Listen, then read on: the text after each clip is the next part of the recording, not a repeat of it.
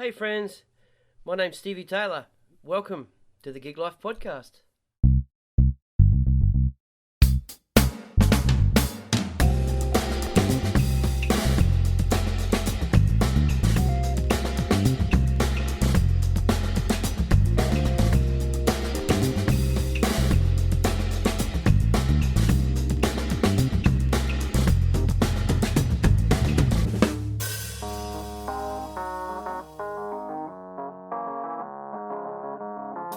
My guest today is Michael Wheatley.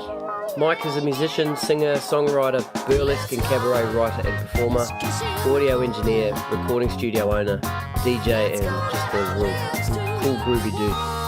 We sat down in his recording studio, Nut and Butter, in Marrickville in Sydney, and we just talked about his career and stuff. Enjoy. Cheers.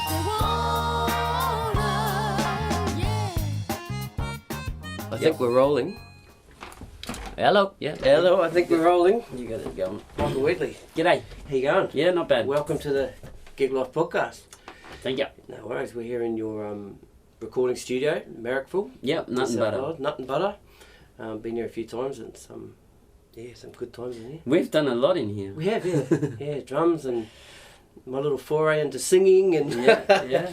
which is pretty cool. I think we've worked on like maybe 3 different projects, yeah. Projects here. Yeah. Because there was Serge's thing. solo thing, that's company. right, the company, yeah. And then my solo. Yeah. And then maybe the Solo company stuff. came back again. We did, yeah. A little bit of bits of pieces, like some tracking. Yeah, we wanted to release we'd recorded some stuff in New Zealand that hadn't been released, so we thought we'd come in and maybe try and finish Yeah, that's right. Yeah, that was good. Never happened. But that's all good. bummer. Well, I enjoyed the session. Yeah. No, it was good fun. So you've been busy, man. Yeah, Yeah. super busy. What have you been up to? Like in the last half an hour? Let's go. This year? This year, we'll go this year, and then we'll roll it right back to the start. This year's probably been one of the biggest years of my entire life as far as being a performer, being a creator or an artist or whatever. It's the culmination of about the last 3 or 4 years. I started going on the road in the cabaret, burlesque kind of world. Yep. I started actually before them. It was about 10 years really. But this year I just I've completed 5 different fringe festivals just this year alone, producing I think around about 4 different shows that I've either written or I'm producing and I'm in as well. I've written music for commercials. That's cool. I've started working on I've been working on some films. I've also been in the studio here working on a ton of amazing cool records. Just finished my wife Beck Jensen's EP. I was listening to that today. Yeah, thanks. It's really good. Yeah, that was big major project, that one. It was pretty cool because the other thing that I did this year as well is we completely upgraded the studio. Yep. A whole bunch of new old gear and new computer, new sound cards and all of that sort of stuff. So new software as well. So it was kind of like starting all over again. Yeah. Recorded an EP. And there's an EP in the process with an artist called Jack Beth, who a singer-songwriter from Melbourne who I work with. I did her last EP. We've been working on that. And Lola Sola is another singer-songwriter. I've been working with her. And just I'm away most weekends if I'm not actually doing the music thing. I make all this music and then I go out and actually dance to it. Awesome. Yeah, so that's good. Do you stop for dinner or? No, not often. Yeah. I became a vegetarian this year as well. Congratulations. Yeah, so my wife's vegetarian. Yeah. Problem is I hate veggies, so that's fucked. Yeah. But that's okay. It's keeping I'm middle-aged. It's keeping my weight down. Great. That's cool, man. Yeah. That's really good. Now let's roll right back to where it all begun for you. Are you Sydney born? No, I'm from Perth. You're from Perth? Okay. And what was your sort of musical upbringing in Perth? I started in choirs at about the age of 4. Yep. And progressed through there into musicals as well. I studied music as a kid. I used to be able to sight read as a singer. Mm-hmm. As a singer? Yeah. Oh, wow. Yeah, but I know, and I've spoken to some other musicians about this too, who sight read, and you don't. It's not like a bike. If you don't keep doing it, it actually disappears. Yeah. I've been talking to a few people. You know, that's the same thing. A lot of it, it's very. I can't sight read anymore. Yep. But yeah, singing, I used to be able to sight read. It's different, I think, singing to playing it, sight reading on an instrument. Yeah. You know, it's. You've only ever got one note to worry about at a time. Yep. Yeah. And B, it's just sort of... Unless you're Layla Hathaway and you can sing chords. Oh, yeah, sing right. chords, like... Yeah, I know, right? Yeah. I might have done that by accident when I was really angry at my kids once. Screamed at them and eight voices came out, but it could have been Satan at the same time. I'm not sure. That's really Exorcist voice. Yeah. When did you move? Did you move from Perth to Sydney? Yeah, for a bit. Then I went to boarding school in Melbourne, and that's where I went. It was an amazing school with a huge theatre and stuff. So I got to I was in competitive choirs. Mm-hmm. So our choir used to compete as well, and we won a few comps, and the musicals that this school would put on were like ticketed events that would sell out, and you'd have to do a run of like a week the show. Sorry, I've just got this. I mean, I haven't heard of that before. Competition. Pardon my ignorance. Yeah. I just got this image in my head of like a. You get the rap battles. It's a choir battle. You know? Yeah. That's not like that. Are you backstage? Backstage. Are you singing off, or is it? No. You do your thing, and then there's a panel of judges, and each choir, and there's madrigal groups, and there's smaller, then there's the larger choirs, and you pick, everyone presents a different piece of music, and you just you've spent like 3 or 4 months practicing the hell out of it, and rehearsing and stuff, and our choir was pretty kick-ass. It was good fun too. I was lucky I had a very big range as a kid, so I got to do tenor, alto, and soprano stuff, which was just a blast. That's cool. That helped me with the reading too. To do all of that. Different lines. Yeah, and then then I moved to Sydney, and music. I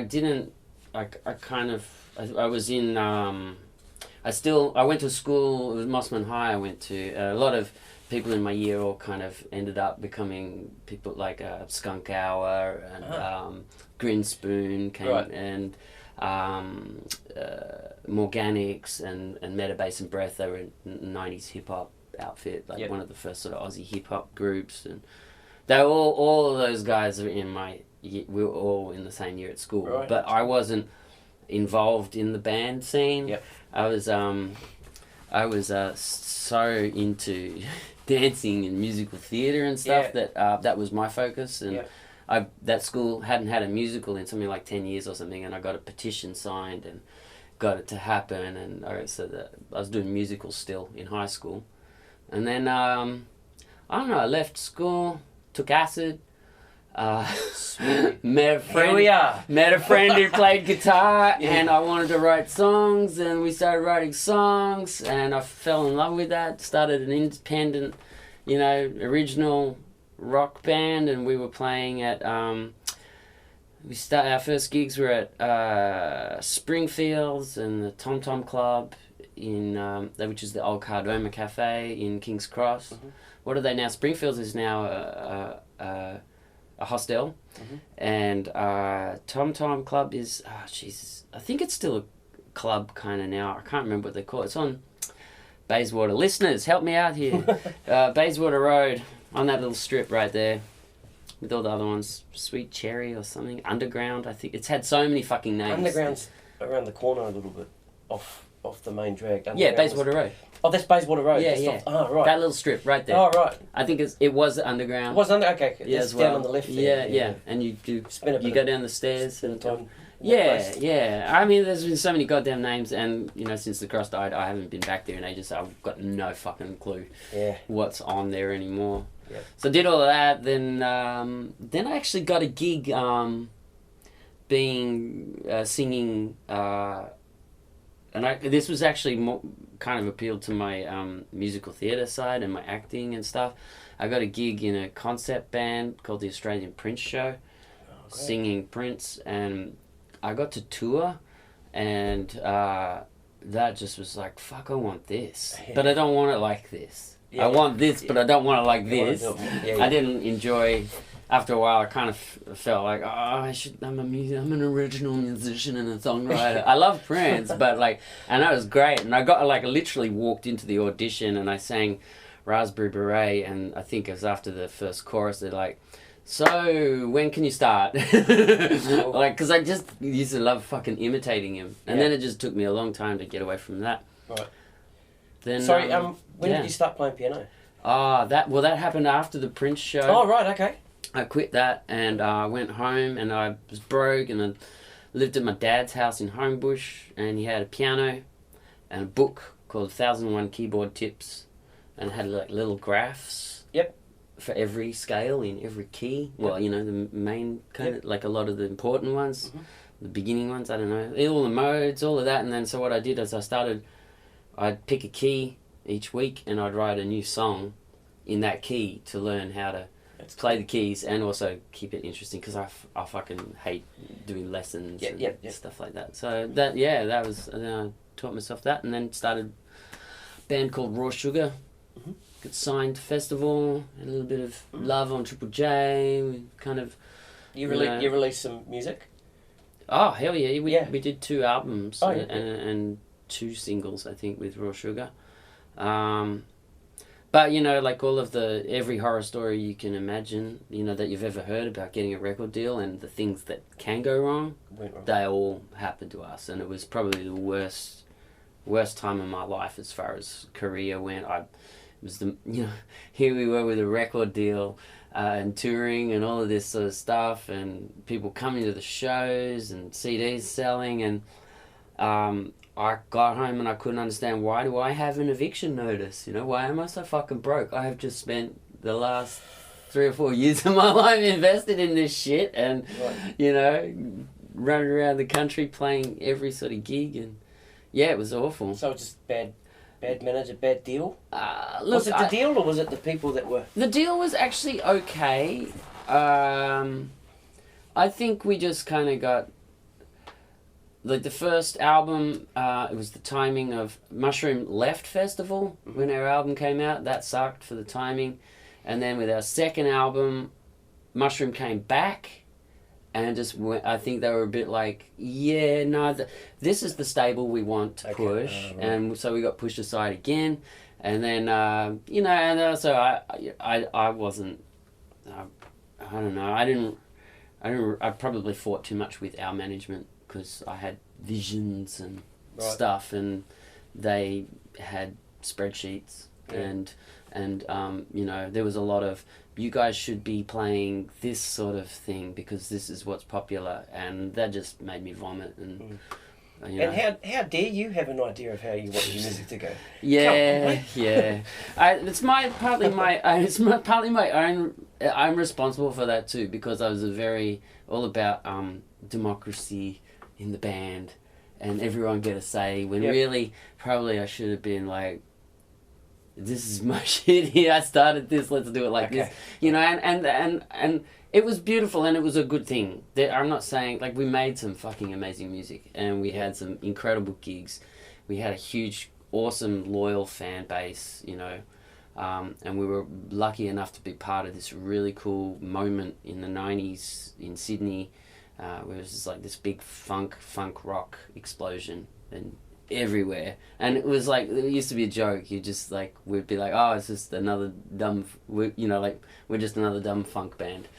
It's just but it was beautiful. It was great, man. And everyone, that all of the cats that are still out there gigging right now, a lot of those, like Mitch was there, Mitch Anderson, and there was some, like Clayton he was a baby back then, you know, he was playing in Jackie Ozalski's band, and there was Dig, and they were all playing in this one bar, pretty much, Kinsella's, and also another one, Harbourside Brasserie, and you just like, and you had Professor Groove, which was also Swoop, you had all those guys, it was just... And Calvin was in Professor Groove at the time, eh? Calvin was in Professor Groove, I saw him at Pier 1 one night. Fuck, who the fuck is that guy? Whoa. Man. Yeah. Yo, man! Well, Raw Sugar used to do a lot of gigs with Professor Groove and with Swoop. Right. And that's how I got to meet Calvin, actually. And we just clicked straight away, the two of us. Like, I think maybe I was doing sound at the Golden Sheaf Hotel one night, and he came in and he was in a covers band.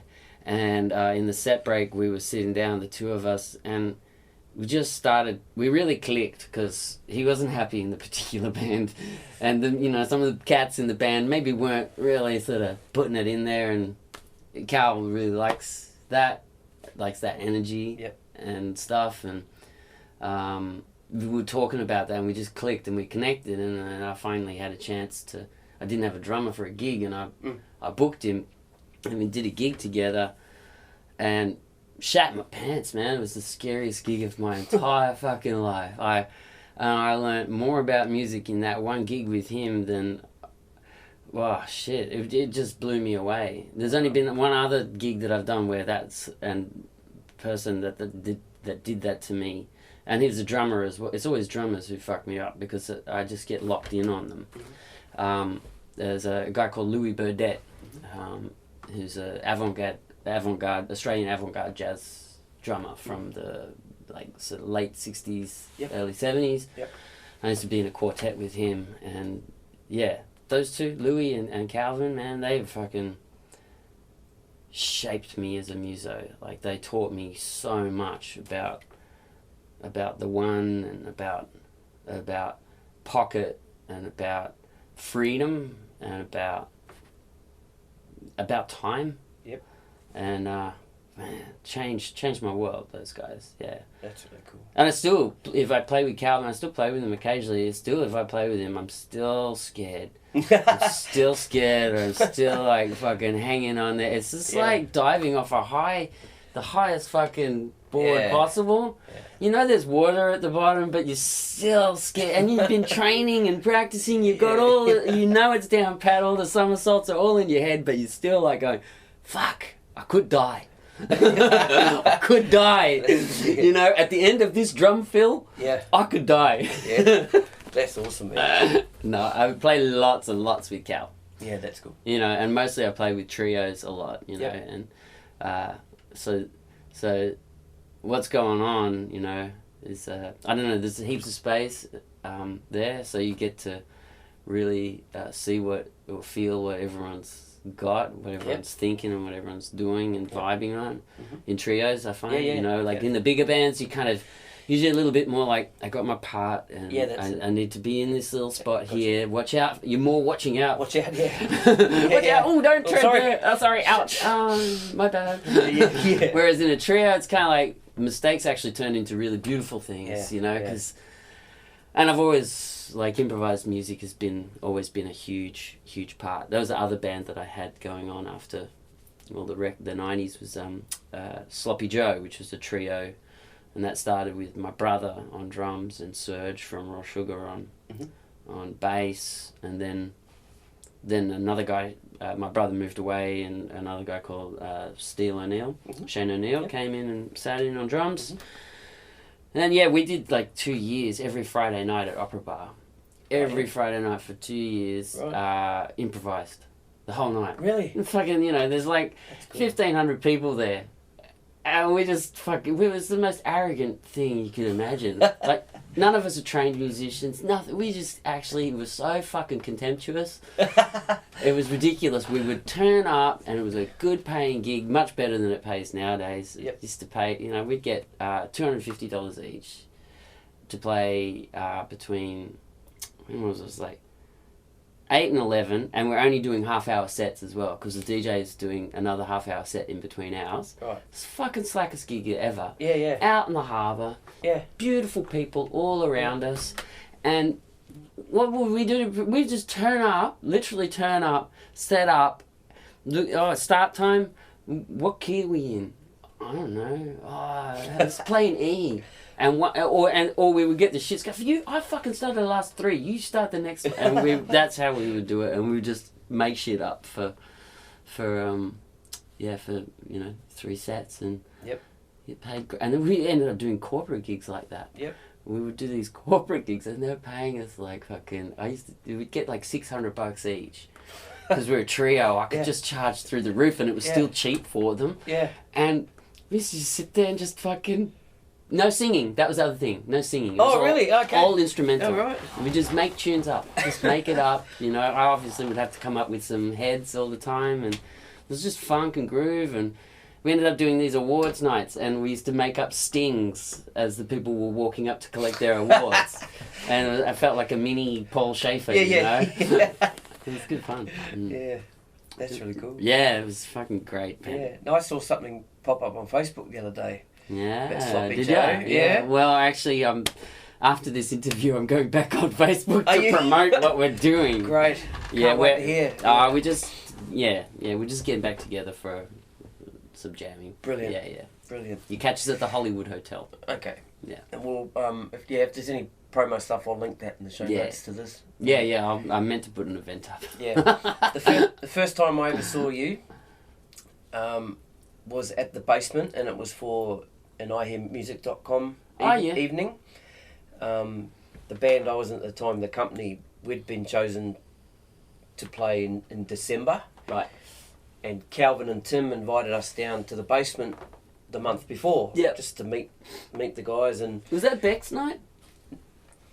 Was that? yes, it was as well. And you guys played. Yeah, right. As the trio. Okay. Or the Michael Wheatley trio, I think it was called. Right. That's what it's got on the thing. Oh, okay. Then it wasn't actually, Beck's one. No, it wasn't. No, but Beck got up and played. She got up and played guitar. Yeah, I would have invited her up. Yeah, for sure. yeah. That's what it was. And me and my mate were sitting there, and you guys came on and started playing, and I went, "That sounds like fucking Jamiroquai. Listen to this." And then, who's that fucking bass player? Yeah. What did he throw his bass on the floor for? Yeah.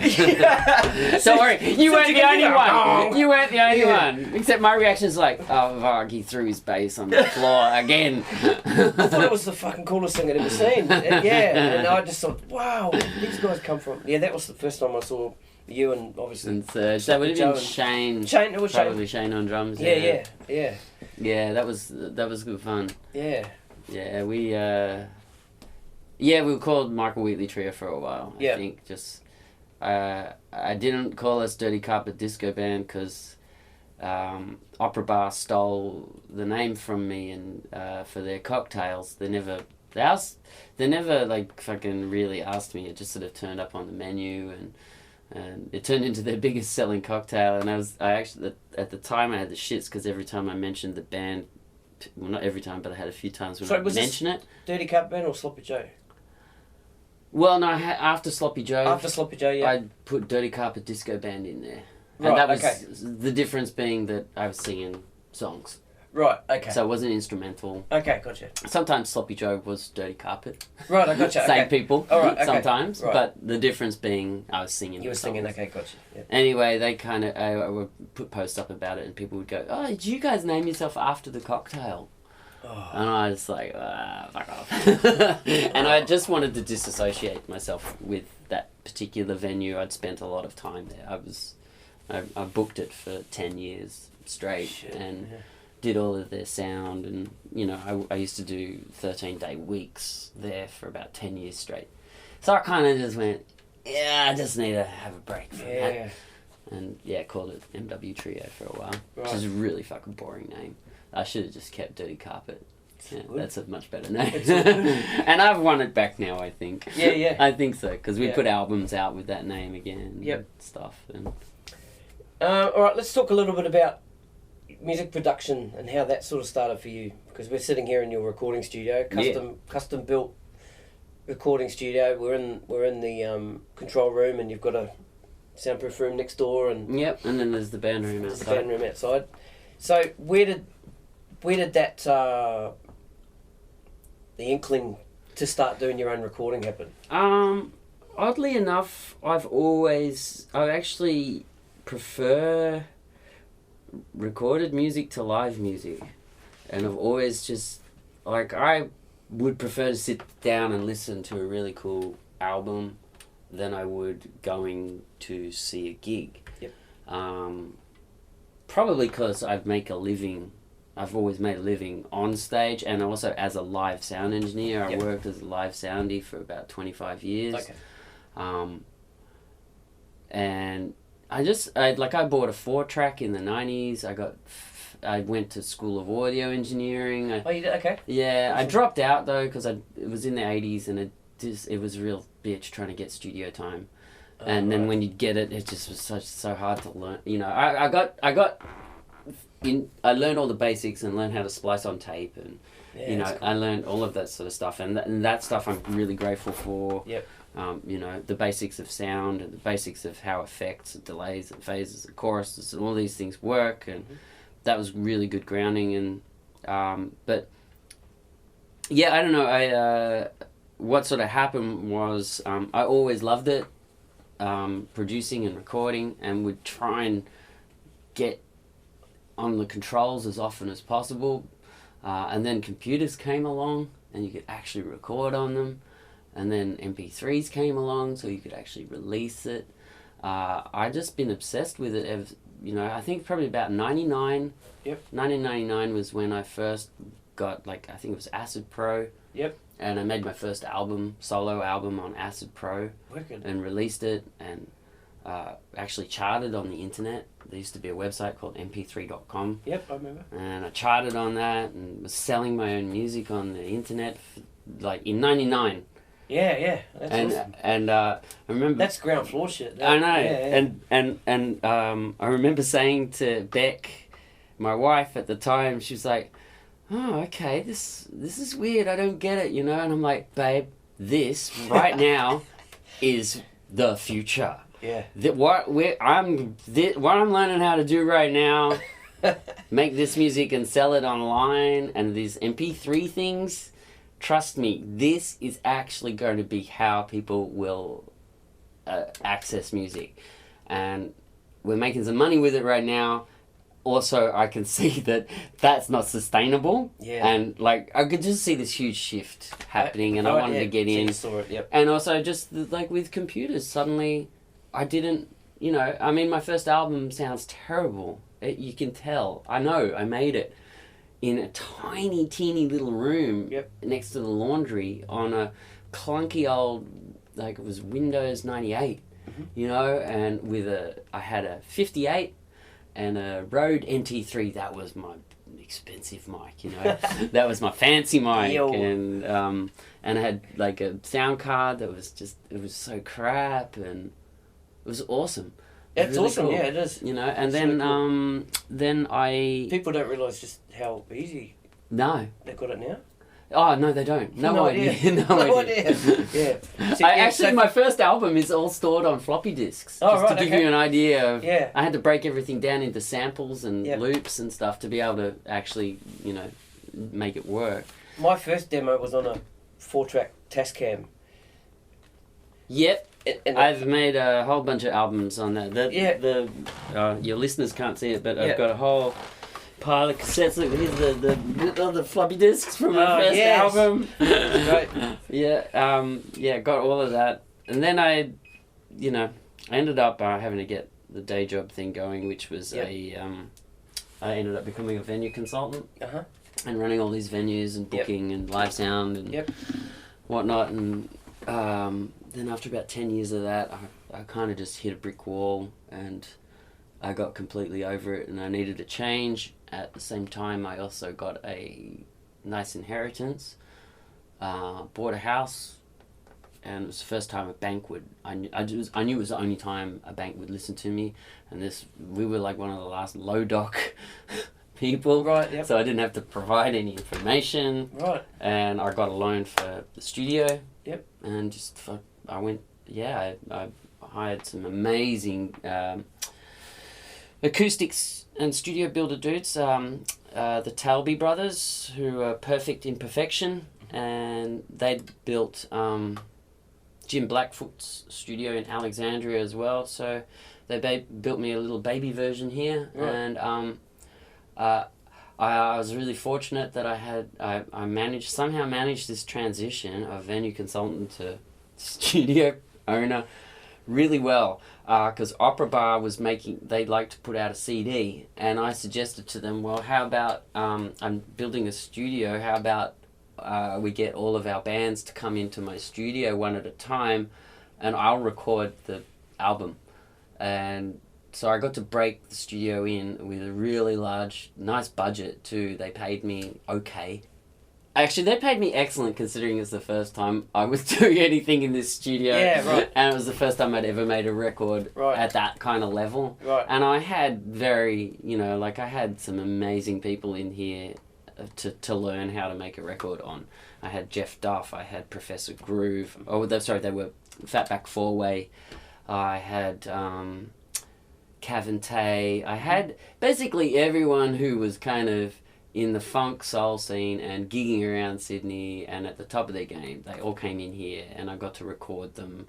I had Marania, she came in here. I had a whole bunch of people, and it's a really, really awesome record. It's a double CD. One half was like about 10 or 11 artists all recorded in here, and then the other CD was all of our DJ producers. Right. And yeah. Was this a promo thing for the Opera Bar? Yeah, so they sell it. They didn't release. Did they release it? Yeah, no, it's on. I think it's. Is it on digital? Yeah, it's on iTunes. Oh, okay. I'll check the first one, I don't know if you can find that anymore, because that was a CD. CD, okay. But the one that I produced and recorded and stuff, yeah, it's on Opera Bar Live. It's called. All right, cool. On iTunes. Put it in the show notes. Mm. Yeah, that's cool. Yeah, unfortunately, I didn't get to release that one. So yeah. I would have loved to have had hands on that now. Yeah, right. But yeah, so, and also more I'd love to have been able to just make sure it's still online and all of that kind of thing. Yes. Keep its integrity there. But yeah, it was a great album. So then I did that, and before I knew it, we're up to, that was 2009 we opened, and yeah, so it's nearly 10. Next year's 10 years. Yeah. We having a party or? I don't know. Yeah, we probably. Should have a party. Party would be good, actually. Party, yeah. Party would be fucking excellent, actually. And I'll probably do something like, I haven't done one for a while, but I might do a band comp or something, just so I can offer. Fuck, that's cool. Because I like to be able to, give. I like to give back. You know, I'm really fortunate to be in this position. So fucking fortunate, and I'm very aware of my privileges here. Awesome. And so I do like to give back, which probably reflects in my pathetic rates. You know, as long as I can pay the mortgage on this place, well, then I'm happy. Yeah, you know, that's cool. Because I just and I'm really lucky. I get to work with. Because I don't advertise, it's all word of mouth. Yeah, it is, yeah. And so beautiful peoples pass on to beautiful peoples, and I just get to work with some really cool, out of the way, singer-songwriters and artists, and everyone's so quite diverse. Like, you know, I got to work with you on your stuff, which is so goddamn different to what I might do the next week with, you know, a singer-songwriter who, you know, like Jack Beth, for example.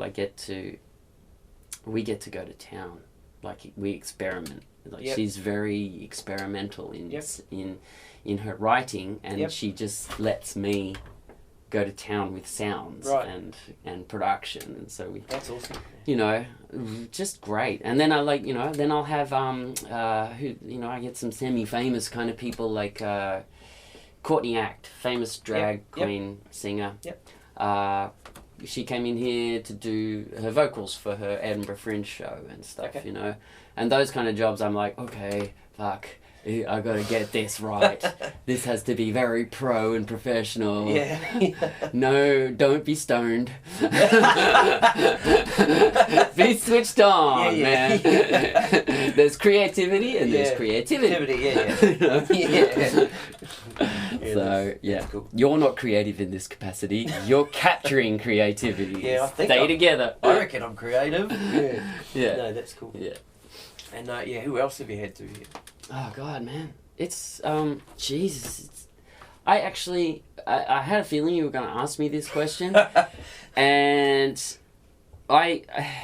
it's really tricky to answer. I've had so many people come through the studio now. Yeah. So many variety of jobs. It's really it's actually difficult for me to remember. I know there's a list on your website. Yeah, look, the stuff that I'm really proud of, probably the big one, and I'd love to shout this out and put it into the podcast, one of the greatest experiences that I've had as a musician, a composer, an improviser, and an artist, and as a producer, would have to be working with a woman called Candy Royale. Sadly, she passed away in June this year on the 23rd. She was fighting cancer. But the two of us met about 8 years ago.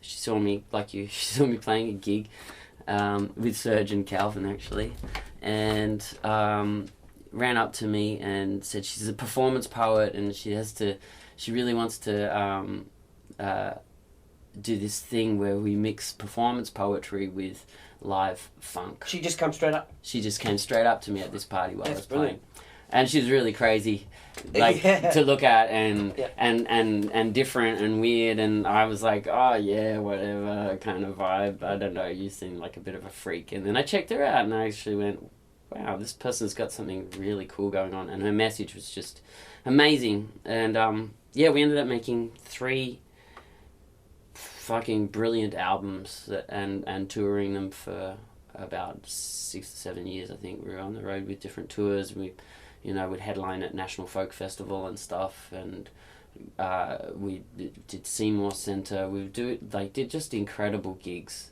Townsville Cultural Festival, all sorts of stuff. But what we created together in the studio, like the studio stuff was great. The way we'd make our albums was she'd write a whole bunch of poems.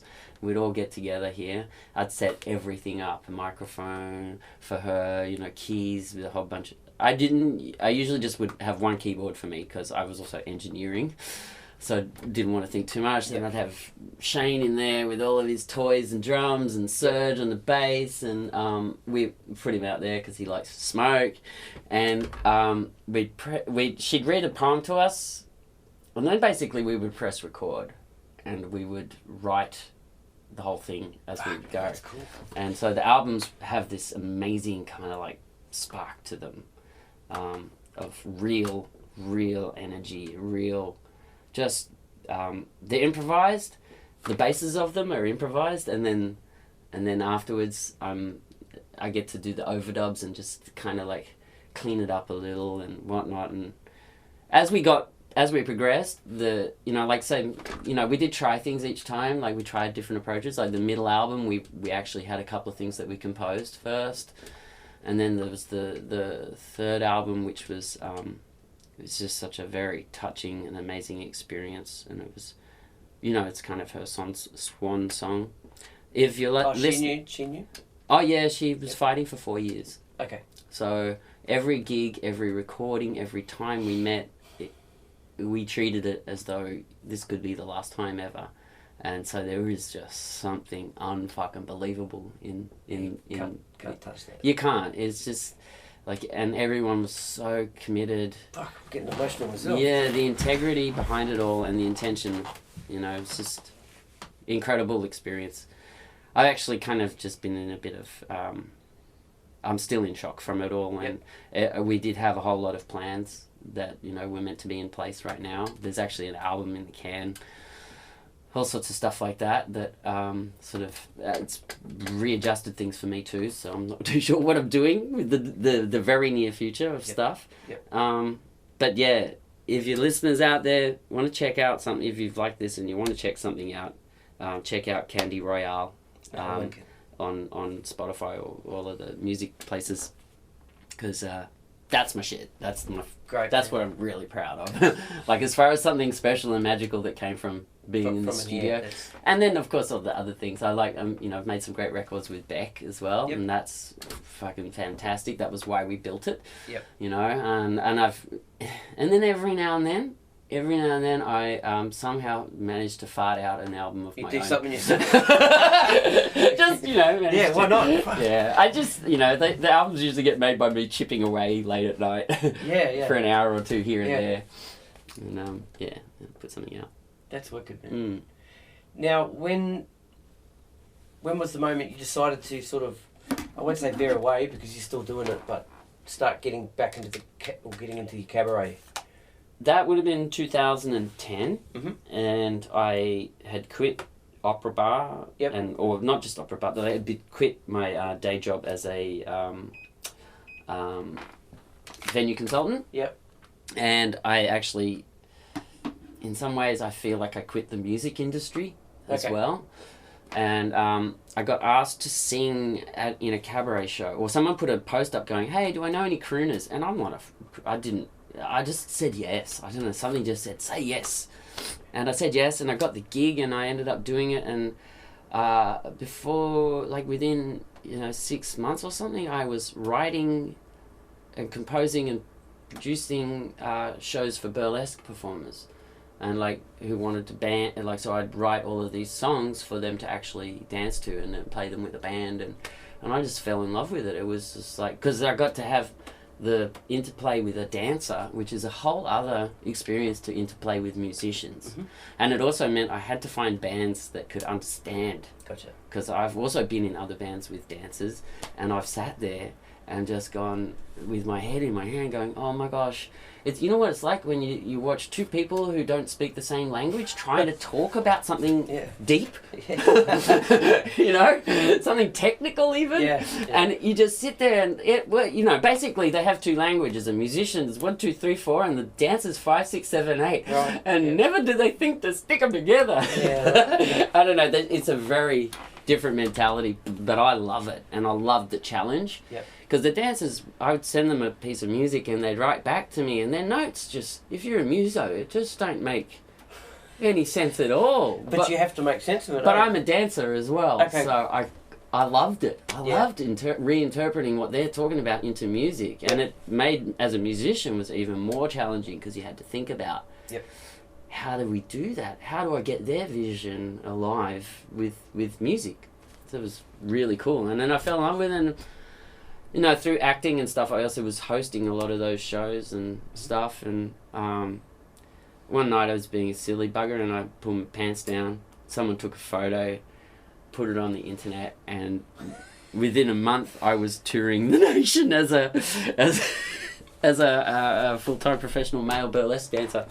I don't know, man. It just happened. And then I was 45 as well. And I thought, well, fuck, this is as far as midlife crises go, this is this is better than buying a motorbike and wasting my money on hookers and cocaine. I don't know. Anyone out there want to tell me? I don't know. I'm guessing. You're guessing, I'm guessing. That's what they say. Yeah. I read that somewhere. Yeah, that's awesome. Now, I've taken 3 quotes from your website. Not quite, well, yeah, they've come from press quotes. Yeah. So I'm going to read them out, and then if you can explain them. Okay. So the first one, the carpet's clean.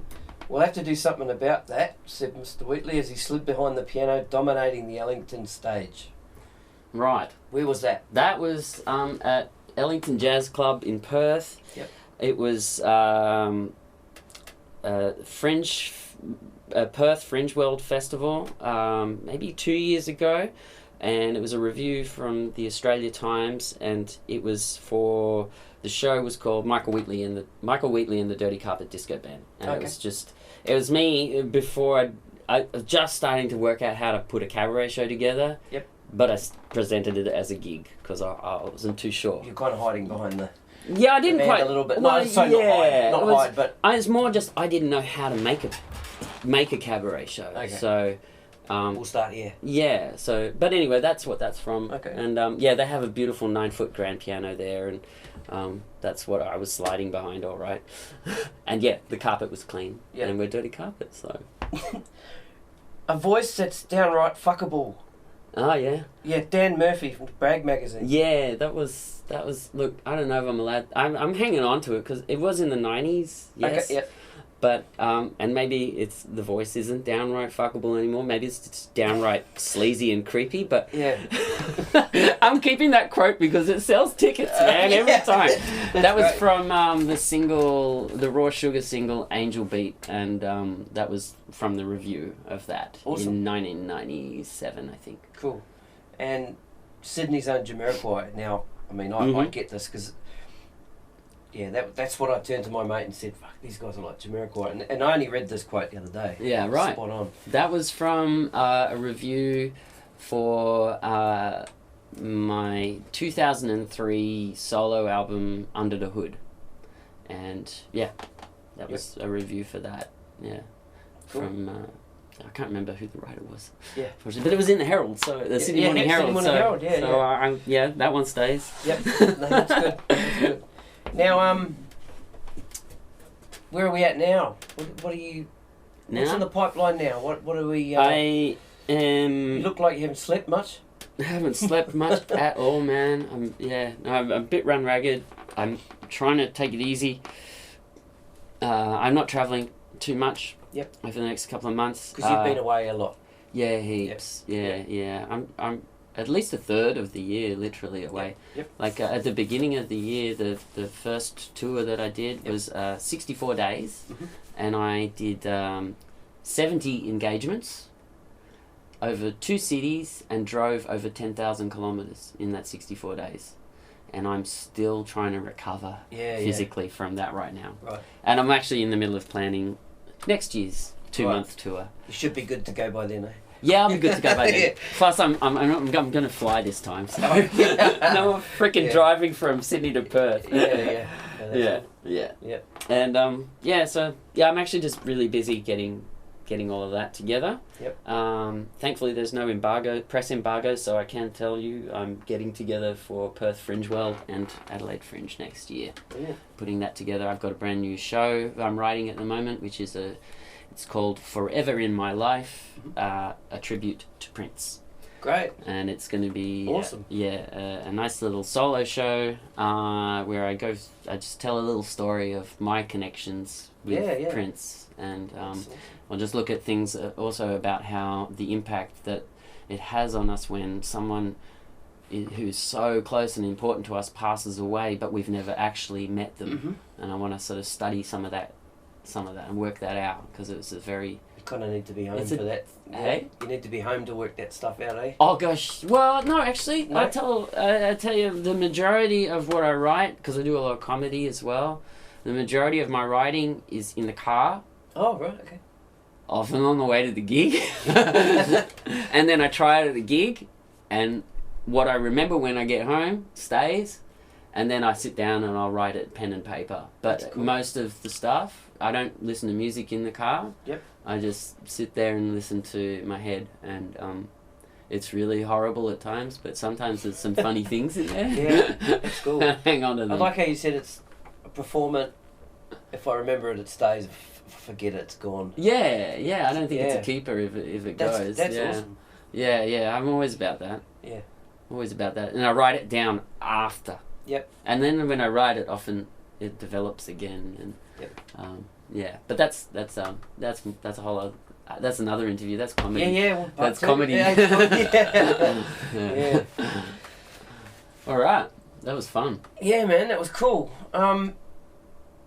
Michael Wheatley, thank you so much for doing this. No worries, Stevie Taylor. Stevie Taylor. Cheers, bro. Really appreciate it. All right, man. That was fun. Man. Yeah, Awesome, cheers. mate. All the best with it. Thanks, bud.